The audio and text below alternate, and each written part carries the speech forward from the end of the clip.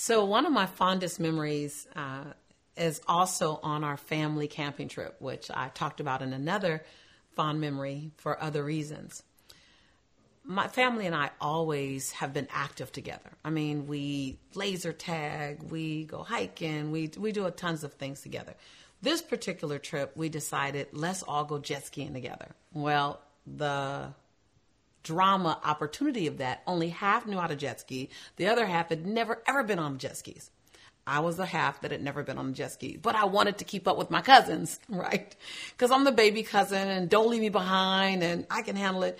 So my brother, so there's probably about 7 to 10 of us out on jet skis, sharing the jet skis. There's about 3 or 4 jet skis, maybe about 4 jet skis, and we're all trading. So half are on the dock, the other half are on the water. So my brother, who is, if you think of he and I and the difference, if 10 is over the top, drama, super, always excited, you can guess which one I am. My brother is 2, Zen. His nickname is Zen. So my brother would always say, Lisa, be the clay. Let God mold you. And I'd be like, but hold on, I can shape it and help God. You know, that's like our life. So out on the water, camping trip, no difference. My brother, who had never been on a jet ski either, says, sis, we need to be cautious. Who wants to be cautious? I want to be active and have fun. So I'm on the passenger. I'm behind, my brother's driving and I'm the passenger on the jet ski with him. And my brother's like, It feels like my brother's going like 2 miles per hour.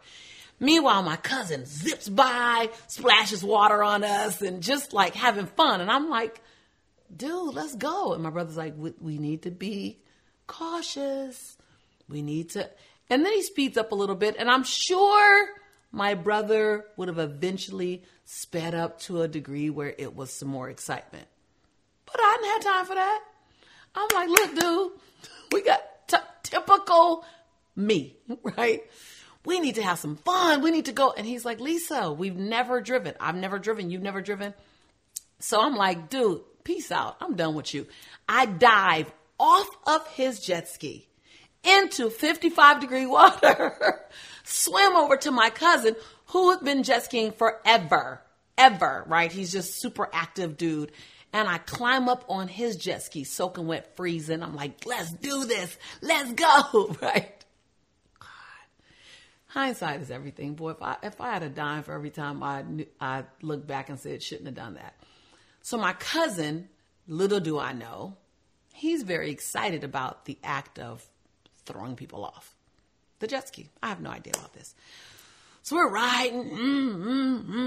He's going to look at this video because this haunts him. I tell him, you did this to me. So for years he felt so bad, but it was all me.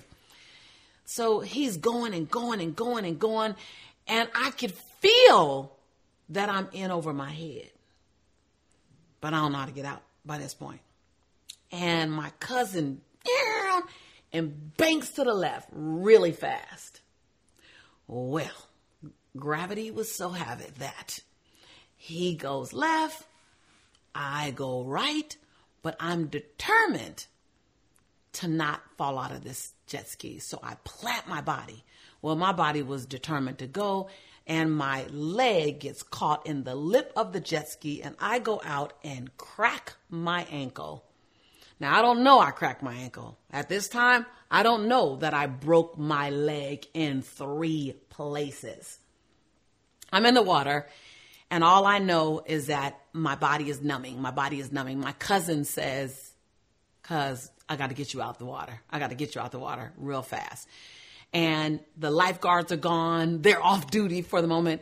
And he can't let go of the jet ski because it's going to stop, tilt over, all kind of bad stuff. And I can't quite feel my leg.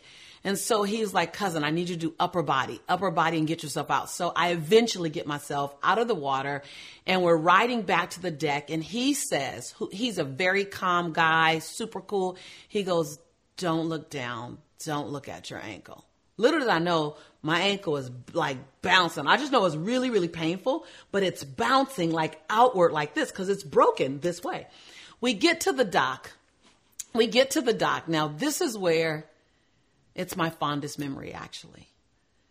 My cousin takes the jet ski up on the dock, and they try to get me off, but the dock begins to separate. One thing after another. My other cousin dives in the water, Lewis, and he holds the dock together. And he goes, don't worry, cousin, we're not going to let you go back in, because now I'm feeling the pain. The paramedic guy comes out, takes one look at my leg and says, oh, I'm not equipped to handle that, and runs away to go get the ambulance. Well, he comes back and says, I'm so sorry, but this is off season. It's going to take about 15, 20 minutes for the ambulance to get here. I'm stuck on the jet ski. I can't get up off the jet ski. My cousin's in the water holding it together. So my 5, 6 cousins that are left on deck, 6 or 7, they said, well, let's just distract you. I said, okay, how are we going to do that? So they start singing gospel songs.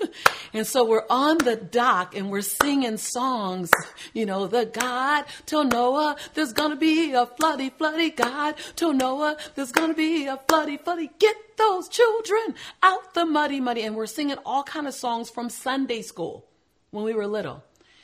By the time the ambulance gets here 15, 20 minutes later, we're full on song. We're singing all kind of songs from church. I can feel the pain, but the height of the excitement of singing gospel songs from Sunday school with my cousins on the dock in Big Bear supersedes my pain. So the paramedics ride up and we're in full on song. And I'm just, now we're deep into gospel. Like, God told me that I am. And we're just singing, like literally. I cannot sing, so I won't even try to make you believe that I was singing on tune. And I'm singing and singing. The paramedics come up. And the first thing they ask my cousins is she inebriated? Because I was too excited with this broken ankle. And my cousin said, she's the only one that doesn't drink. And they said, how is she so excited? And they're like, it's family power. Later in the hospital, as the doctor's cracking my ankle back in place to put 2 pins and a plate in my ankle, I receive a dozen roses. And I read the card and it says, thank you for having such a great spirit in such an uncomfortable moment. The Big Bear firefighters. Love and joy shared can literally take pain away. I know that personally. So the broken ankle wasn't the excited part, but the singing with my cousins on the dock, the broken ankle just got us there.